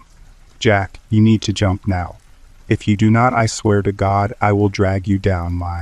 My rant was halted by the act of him jumping into my open arms. I decided my verbal gratitude was not needed as I rushed him to a front corner of the room. We brushed past pieces of machinery before I rested Jack against the wall, sitting more or less in front of him. The hole in the ceiling was not centered, it being more or less in the back, so we would have a better chance if he came down. "You should run while you still can." I heard Jack whisper next to me. I looked to him to see his teeth chattering. Shock. I was about to answer before I heard the whistling right above us. It would have been loud, even if he was not just a floor's distance from us. I looked at Jack, who was probably mirroring the facial expression I had at the moment. I could only rub his shoulder, trying to warm him up. The whistling got louder as I decided to make a crucial decision. I grabbed Jack's arm and started us towards the door. I heard Jack click his tongue in protest, but that was short-lived. We had opened the door when we heard a thump behind us, the whistling getting significantly louder. I didn't wait to turn around and just bolted out of the door, practically dragging Jack alongside me. We had gotten the gate open, which was not even locked in the first place, when I saw multiple blue and red lights turn into our driveway. "Help," I managed to get out. I tried to raise my left arm in surrender, but I suddenly felt my left arm be yanked back. Hard. I could feel Jack fall out of my grasp before I heard him yelp in pain. I turned around to face the man once again. He seemed to be quicker this time, squeezing my neck hard almost immediately, before my body was even done facing him. I couldn't hear anything besides just a general loudness behind me. I started to see dots in my vision, only able to feel the slippery thing that was his hand. I think it was the same one that broke Jack's leg. I took a chance and neglected clawing at his hand, remembering how hard it was to get him to let go of something, and went to my back pocket instead. I pulled out the pair of scissors instead of the hammer, lodging them into his wrist. When his grasp didn't let go, I started to open them the best I could. It was not my best though, as I was already starting to feel dizzy.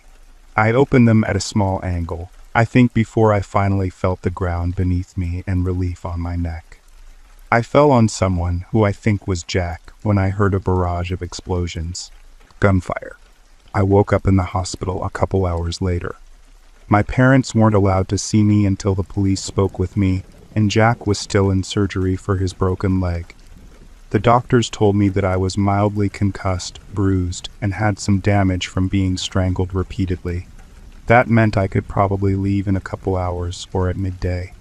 I was struggling to get myself comfortable when two detectives walked into my room. Normally detectives look normal, but these two held themselves in a different way. "Hello, we are here to ask you a couple questions if you are feeling up to it." The female detective spoke first. All I could do in my exhaustion was nod my head. "We need you to run through this night from start to finish." The male detective spoke to me, so we can hopefully answer some of our own questions.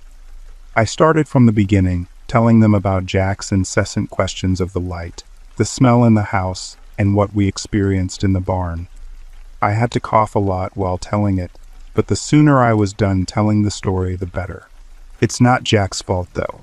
I would have turned right back around after smelling that smell, but I just wanted to make sure that the house was safe, you know. It could be seen as Steve's fault, too. He's the one who left that light on the whole time.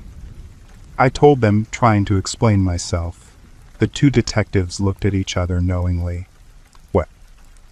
"Well, the light is one of the topics we need to tell you about.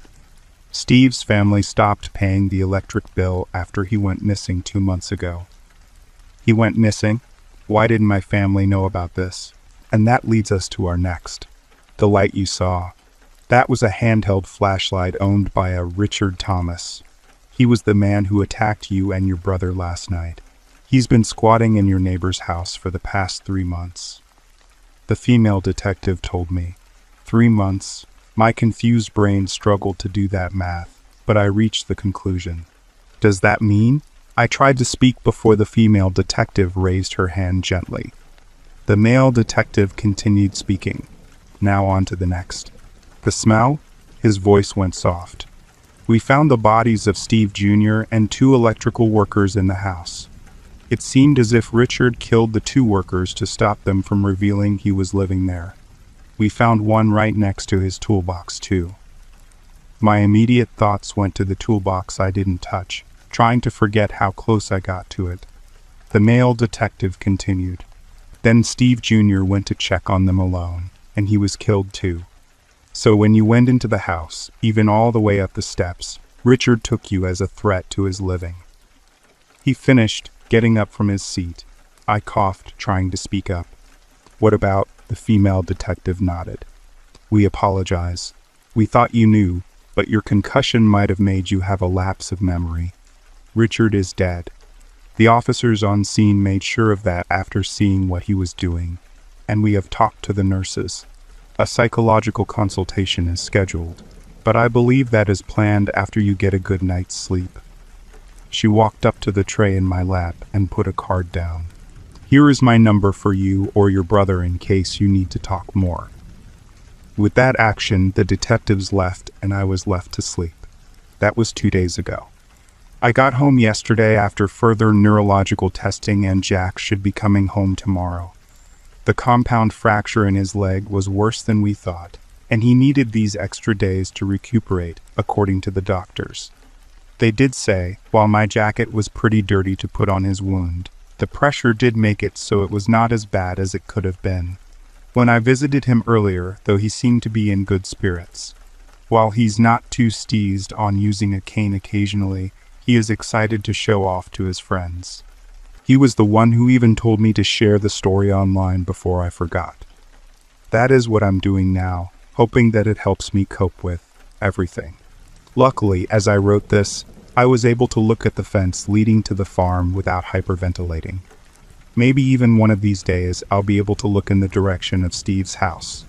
But before I finish writing this, I do have one thing to add.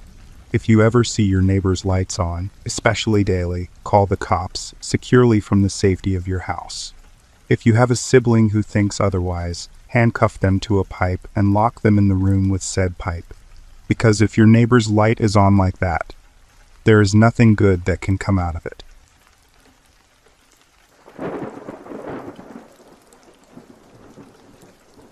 I am a teen mom of a beautiful 2-year-old girl. When I was pregnant with her, let's just call her B, because I do not wish to reveal her real name. My parents turned against me. They didn't kick me out, but they got noticeably distant. They are more strict than the average parents, I'd say.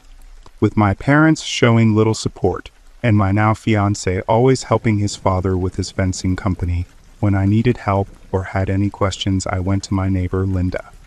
Linda's about double my age, she's divorced, and she has a son who's apparently all grown up and no longer lives with her, so she lives alone. I always looked up to Linda because during my pregnancy she was always there for me and provided me with all kinds of things. My parents didn't think my close relationship with Linda was healthy, but my fiancé told me that it was good that I have someone like her to guide me, and I agreed with him. After B was born, Linda and I started to grow apart, although we still talked, and I let her come visit B every once in a while. Around this time is when I realized something about Linda was a little off. I didn't think too much of it though.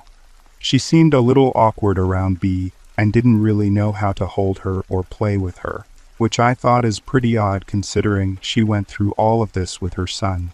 I figure that could just be because it was a long time ago though. After a while, a little before B's first birthday, Linda and I pretty much stopped talking completely except for a few "how are yous" every now and then. 5 months ago that changed. Linda told me that she has been seeing this guy, and that's why her and I haven't been talking as much, and she also told me that she was pregnant. Of course I felt happy for her, and I told her that when she has her baby, her and B can be playmates.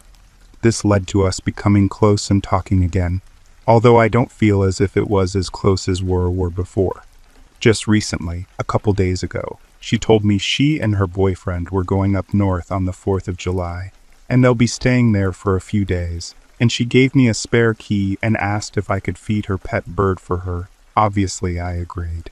So on Friday night, the 4th of July, they left. On Saturday evening, I went in her house to feed her bird, and everything went pretty normal. It was the first time I've been in her house since she told me she was pregnant, and I saw that she already had a little nursery for her baby set up. Afterwards, I just went home. The next day, I went in around the same time, fed her bird, then went back home. Later that night, I got into an argument with my mom because I dropped B off with my fiancé at his house, and she was mad at me because she feels as if B should be with the both of us, but she was the one not allowing me to stay over at his house for the night. So I left out of anger, and with nowhere to go I returned to Linda's house. I just decided to stay in the living room and watch TV for a little, but it got boring quick, so I just scanned through the house for a moment. I was trying to find a picture of her son or boyfriend on the wall or something, because I've always wondered what they looked like, but there wasn't any. She had a couple of pictures of herself, and then one with her and an older-looking woman, her mom, I'm guessing. Then this is when things got pretty creepy. I walked down a little hallway that's past the nursery and just opened the closet. I looked down at the bottom, and there was a really nice black box with gold lettering on it, and so I opened it and instantly turned red. Obviously, there's a huge similarity between the two, and I've never felt so uncomfortable. But the part that really hit me was the letter that was in the box as well. I don't remember the exact words, but I'm 100% sure it was from a guy who designs custom dolls, and it went something like, "Linda, Rachel, and I had so much fun creating this doll for you and your daughter B. Be sure to take care of it. Sincerely, Dan." I got chills after seeing all of this, and I went home. When I got back, I didn't say anything to my parents about it, but my mom asked me where I went, and I told her I went over to Linda's. We started small talking about Linda, and my mom mentioned the fact that she doesn't look like she's getting any type of baby belly. Of course, I've noticed this before, but I always assumed that it's because Linda's pretty skinny, and that it'll show up soon. But after 5 months, it does seem a bit crazy how her stomach is still flat. And after seeing that doll, it makes me question a lot about Linda. Right now it is 5 in the morning, and I can't sleep at all because of this all happening. I haven't told anyone about it yet, but I'm definitely going to tell my mom about it when I get a chance to tomorrow. I'll probably end up telling my fiancé about it too. I don't know how he's going to react about it though. Also, Linda comes back the day after tomorrow. I will keep you guys updated.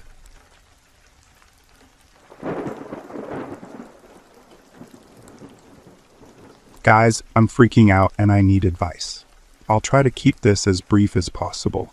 I'm 19 years old and this would have been my first term at university, but due to suffering from depression, I've had to postpone it for at least a term. Because of this, I'm still living at home. My parents and my older sister moved out 3 years ago, live in a very rural place, and the closest police department is about 20 minutes away. Anyway, I'm home alone for the weekend. My dad has a work conference in the city tomorrow, Saturday, and my mom decided to tag along so they could spend some quality time together. Around 30 minutes ago, I noticed that one of our neighbor's porch lights was switched off, and it immediately set off alarm bells. We're a very close-knit community, even though most residences are spaced out around town, and we have a very strong sense of good neighborliness. That's why we, along with our neighbors, we live on the same street as 3 other houses, although one is vacant because it was forced into foreclosure, have adapted a quick way of alerting each other that something's wrong, even if it's really minor. We turn off one of our porch lights. I can't remember that we've ever had to use it. But it's one of those things my mom always taught my sister and I, especially when they left us alone for a period of time. Obviously, I kind of freaked out. It's a married couple living in that house, very nice people. They're around 50 years old, I think. I'm not good with estimating people's ages and have lived here for about 10 years. At first I wondered if they knew about this little alert thing we had going on here, but living here for as long as they had, I figured they must have. Although I hadn't seen or heard anything out of the ordinary, I decided to head over to their place. Just to make sure, you know. The woman opened and she looked weird. I don't know how to describe it. She looked like she hadn't slept for a week and like she had just seen a ghost. It seemed a little strange to me, and I noticed that she wouldn't open the door completely, almost as if she didn't want me to be there and wanted to fend me off as quick as possible. I was in my school's drama club when I was in HS, so I've become pretty good at improvising, and I just wanted to make sure that everything was all right. But I had a feeling she couldn't say anything out loud.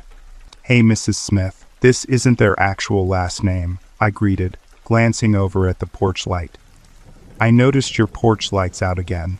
Do you need another bulb?" I'm not sure if I imagined it or not, but she almost looked like she was relieved by my concern. "Oh, you've got a good eye," she said, a forced cheerful undertone in her words, even though her facial expression was still jaded. "It's okay, we'll change it tomorrow." I nodded and was about to round things off and walk away when she continued talking. "Do your parents know you're here? I don't want to get you into any trouble. Maybe you should tell them as soon as you get back home. Stay safe." Now, this sent chills down my spine. I think you guys might agree that it sounded very, calculated. It didn't sound like a natural conversation, and as I said my goodbyes and headed back home, I wondered what she meant by it. As far as I know, she knew my parents would be out of town for the weekend. She and my mom always meet up for some coffee and casual banter at some point during the weekend. There's not much else to do here, so she would have been notified that they wouldn't be at home. "I really need your help. I didn't see anything out of the ordinary, no vehicles that shouldn't be there, etc.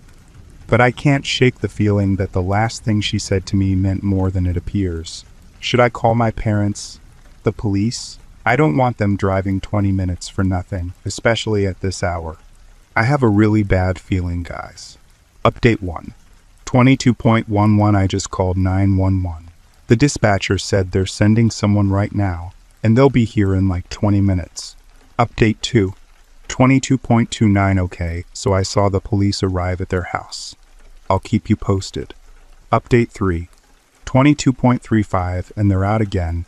They look pretty relaxed, so I guess it was just a false alarm, good God. Oh, they're coming over. I'll let you guys know what they say. Update 4. 22.44 so apparently they're fine. They talked to Mrs. Smith and her son, and they'll fix the porch light tomorrow. I mentioned it when I called them because I wanted to make sure they knew that was the only suspicious thing going on. I'm more relieved than I thought I'd be, LOL. Imagination. Update 5. 22.49. Well, I just read your comments, and one freaked me out a little. I get the feeling mentioning your parents was both the hint and possibly to convince whoever was bothering her that you're not home alone. Update 6. 22.52. So I'm not sure if I'm just paranoid because of the comment, but I just realized that I don't know if they actually have a son. Update 7. 22.57. Okay, I think it's because it's late at night and I've watched way too many horror movies and read far too many stories here plus that comment, but I still can't shake the fact that I've never heard about a son. Update 8. Trying to call my parents to ask them about the Smiths and whether or not they have a son. Update 9. Can't get a hold of them, trying my sister next. Update 10. Got a hold of my sister. She doesn't know if they have a son. She'll be on Skype in a moment, so I'm not completely alone. I really appreciate it. Update 11. There doesn't seem to be an easy way to see if someone has children, especially not online and for free, so I'm at a loss. My sister suggested we call the hotel where our parents are staying and ask them to wake them up, but they'll be pissed off if this turns out to be nothing. I'll see what we decide on. I'm still looking at their house from my window, and everything looks the same. Update 12. They don't have a son. Calling the police right now. We'll try to keep you posted. Update 13. I'm okay and alive. I'll post more when I have my laptop. Update 14. I'm so sorry I kept you all waiting. It's been a very long day, and I was originally going to update in the morning, but I can't sleep, so I've read through the comments and I just wanted to point out that I'm a girl. I got a hold of my mom and asked her up front about whether or not they have a son. I didn't tell her any of the things that had happened, and I'm sure she thought it was some kind of joke, but I explained things later. She told me that they did have a son, technically, but he had passed away 11 years earlier, and he was the reason they relocated. And no, this isn't about ghosts, lol, just pointing that out. So I called the 911 again, told them they didn't have a son, and that I was worried. I also told them that lights were still on, and it seemed weird because, as far as I know, they're not the kind of people who stay up all night. I feel like the dispatcher was kinda reluctant to send them back, but in the end they came back. 30-something minutes after they had returned to the Smith's house, another police car joined them, along with an ambulance. At this point I was still watching it from my bedroom window, and I told my sister, who was still on Skype with me, what was happening, and she stopped me from going outside and see what was going on. An officer walked over to our house and informed me of what was going on, or at least as much as they could tell me right off the bat. They also took my statement when I had been over to their house, if I had seen and heard anything else, stuff like that. There had been an intruder, but I don't know what his motives were or anything like that. Mr. Smith was hurt. I don't know to what extent or what kind of injuries. He was rushed to the hospital. The intruder was apprehended by the police. Mrs. Smith was also taken to the hospital from what I heard. I spent the rest of the night at a friend's house, and my parents came back around noon, and it's just been the weirdest 24 hours of my life. We're going to visit them at the hospital tomorrow. I still don't know exactly what happened, but I think my paranoia might have saved their lives. Thank you for all your comments, and especially the people who were helping me out as the events unfolded. I really appreciate it. Update 15. First of all, thank you to whoever gave me Reddit gold, not necessary at all, but I appreciate it regardless. Second, we visited Mr. Smith at the hospital today. Mrs. Smith was there too, but not as a patient. She had been pretty shooken up as expected, but not physically harmed. Mr. Smith, however, he had been beaten pretty mercilessly. I don't want to go into details, but I'm glad he's alive. As for the intruder and the motive, I still don't know. They didn't mention anything, and I wasn't about to bring it up either. I'm just glad they're alive, and they were very happy that my family and I stopped by. Lots and lots of hugs, lol. If I find out what happened, I'll let you guys know. Thanks again for all the kind words, very appreciated. Now let's hope that Mr. Smith has a speedy recovery.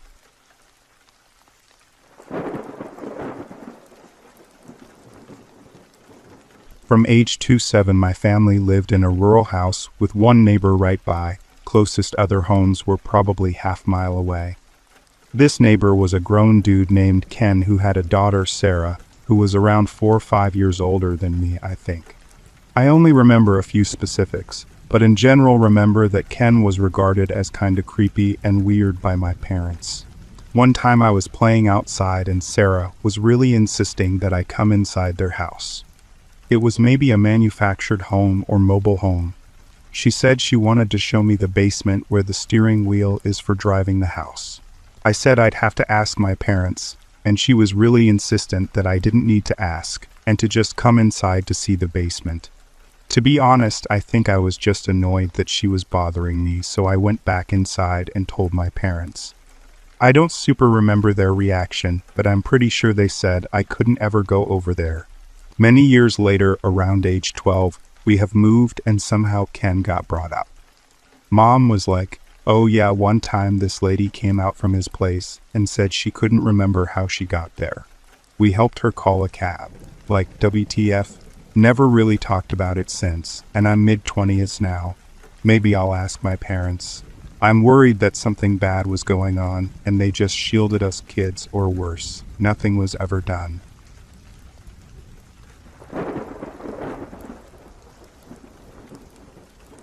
The wife only left the house once a week to go to church.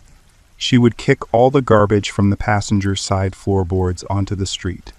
They had lived there for months before I even knew she existed, but once I saw her do this, I understood why there was so much fast food garbage everywhere. She was one of the ugliest people I have ever seen. The husband was normal looking, but would stare at me over the fence every time I went into my backyard.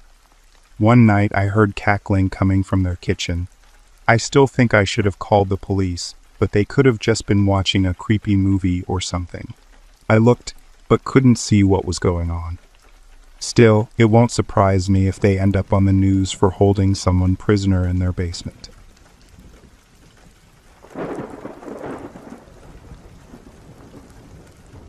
When my sister and I were about 7 and 9 years old, we moved to a house in a big European city. Next door was an old lady who rented out a room to an old man. This old man became obsessed with my sister and I. He would come by every day when we got back from school, but before our parents were home from work, and give us bags of Werther originals. Our mum found out and told us not to open the door for him anymore. So he took to shoving bags of candy and letters to us through the letterbox every day. One day we were playing outside when he walked by and said he had something to show us in his room. We followed him being stupid kids. He brought us up to his attic bedroom he was renting from the old lady. Then he told us to sit on his bed. That's when we heard our mother 3 floors down hollering at the old lady, asking where her children were. I remember the panicked look on the old man's face when she burst into the room. I don't remember much of what happened next. I think she was screaming at him. Then I just remember being back in my house next door and my parents shouting, but that's it.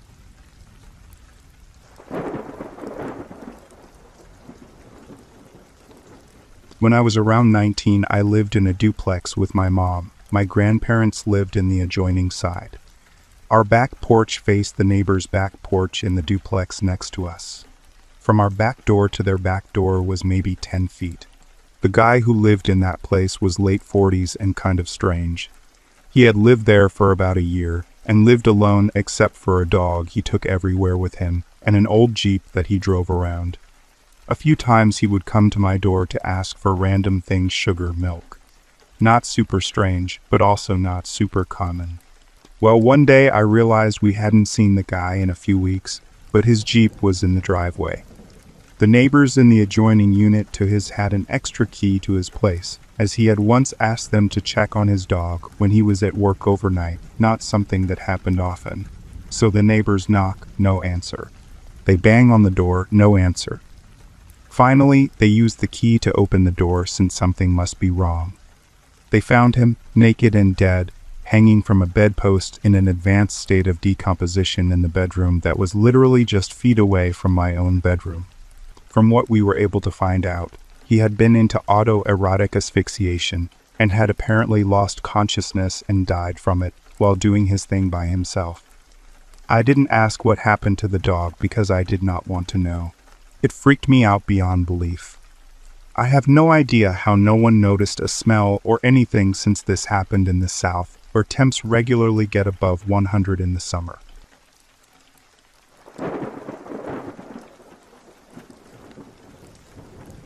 I have countless stories about one neighbor. Everyone I grew up with still says her name. We'll call her Miss Bobby. We both lived on a corner lot across from each other. My friends and I played a lot of sports, so since my yard was the biggest, we often played in my yard. Football, wiffle ball, basketball, etc. Her husband was a World War I veteran. He's in the story as well. So while we were playing, if a ball would land in her yard, she would run after it and grab it and not give it back. Seriously, not give it back. He would try and get to it before her, and he'd always throw it back to us. I know she must have hated that, but he always would try and get to them before her. He died after a few years, so the rest of our childhood was with Miss Bobby alone. My dad, who encouraged all of the neighborhood kids with sports, was non-confrontational. So one day, he went to the store and bought a whole grocery sack of balls, and told us here, "This should last you guys all summer." I've got a whole childhood of stories from Miss Bobby. Now that I'm older, I still don't understand it. Nothing ever landed more than a few feet into the yard, and never hit anything other than grass. Thanks for listening. If you like our work, do subscribe because your support helps us keep this channel alive.